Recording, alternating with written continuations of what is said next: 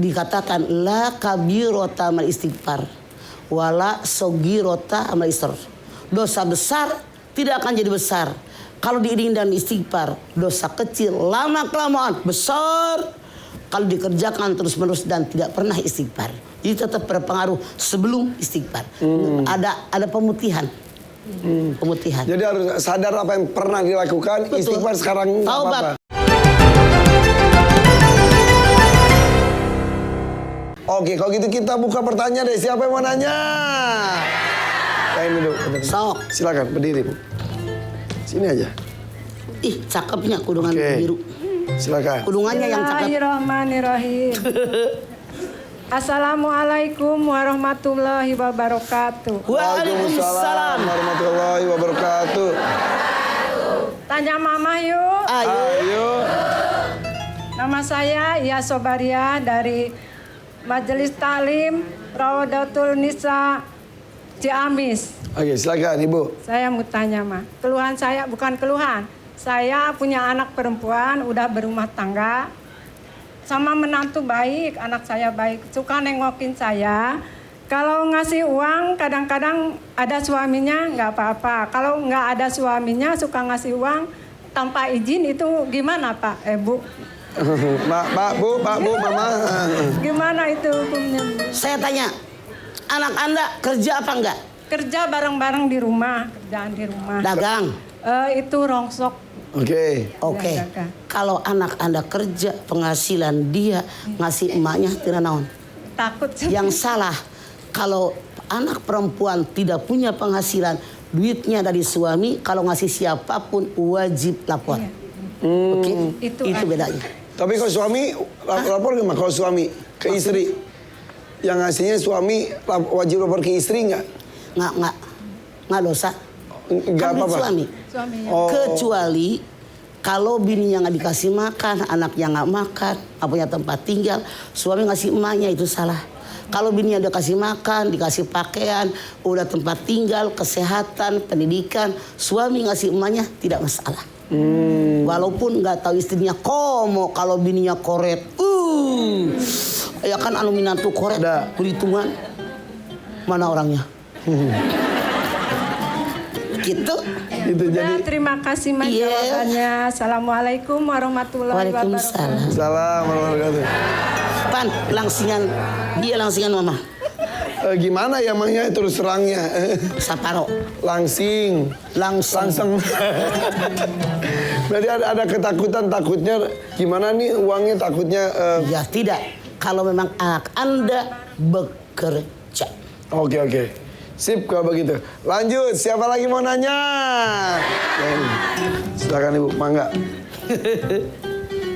Assalamualaikum warahmatullahi wabarakatuh. Waalaikumsalam warahmatullahi wabarakatuh. Perkenalkan, nama saya Sulastri dari Majelis Taklim Darul Ulum Cikembar, Sukabumi. Oke. Tanya Mama yuk. Ayo. Mama mau bertanya. Sok.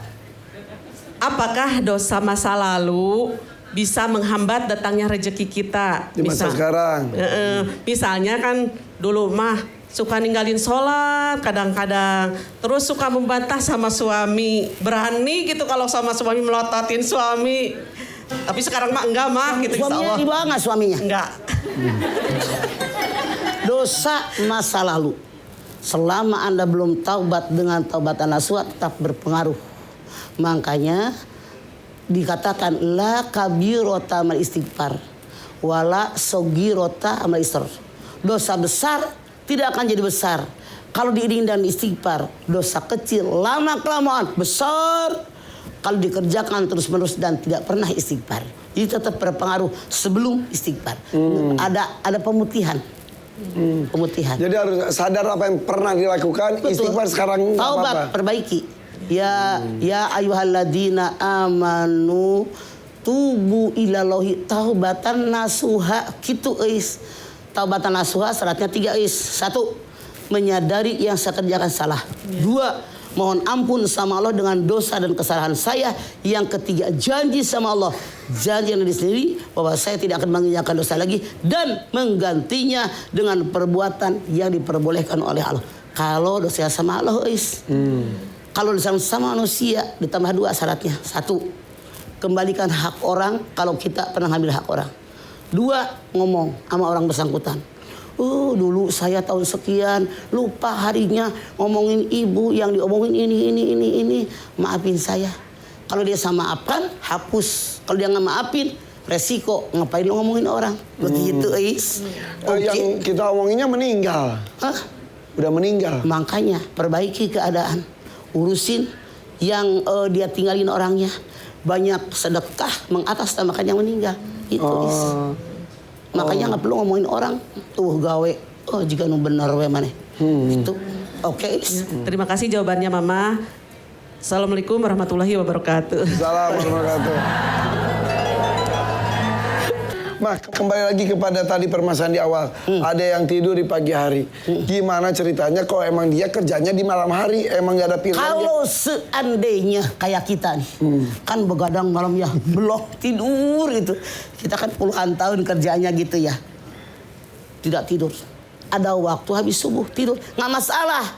Karena rezeki yang buat kita yang malam. Yang salah malam tidur, habis subuh bobo, puntanya cek. Saya matara nyindir, damuhun gitu. Jadi kata emak, rezeki dipatok hayam. Tapi kalau emang malam kita udah begadang, belum tidur, bekerja, habis subuh, plek, itu tidak masalah. Kecuali begadangnya nongkrong gigitaran. Ya kita kan bukan nongkrong, duduk di kursi. Nongkrong, Ipan duduk apa nongkrong? Kadang-kadang gimana toiletnya nongkrong. Parah nih anak atu. Jadi kalau malamnya itu yang bermanfaat, pagi karena ada yang kayak teman-teman orang Arab katanya malam tuh wah zikir sampai subuh, habis subuh tidur. Yes. Sampai jam 10 jam 11 siap-siap sholat duhur. Jangan sampai jam 10, jam 7. Oh iya. Aneh aing mah. Di subuh sampai ke jam 11. Ada yang gitu mah. Bangun-bangun duhur terus sampai subuh. Overdosis ya tamah. Bener-bener diambil ayam rezeki dia. Oh iya. Jadi tetap ya manfaat subuh itu, manfaat pagi hari itu juga luar biasa. Karena pagi itu adalah pembuka hari. Di situ disebarkan semua rezeki buat kita. Makanya comotin itu ambilin, sebarin gitu ce. Ulah bobodenya. Untungnya ce. Oke kalau begitu Pak Marzuki bersama Jalal, bunga kuncup putih merekah, cari rezeki secara halal agar hidup menjadi berkah. Amin. Mang Jalal. Betul. Rezeki mah yang penting berkah. Alhamdulillah kalau banyak ya Bu ya. Iya.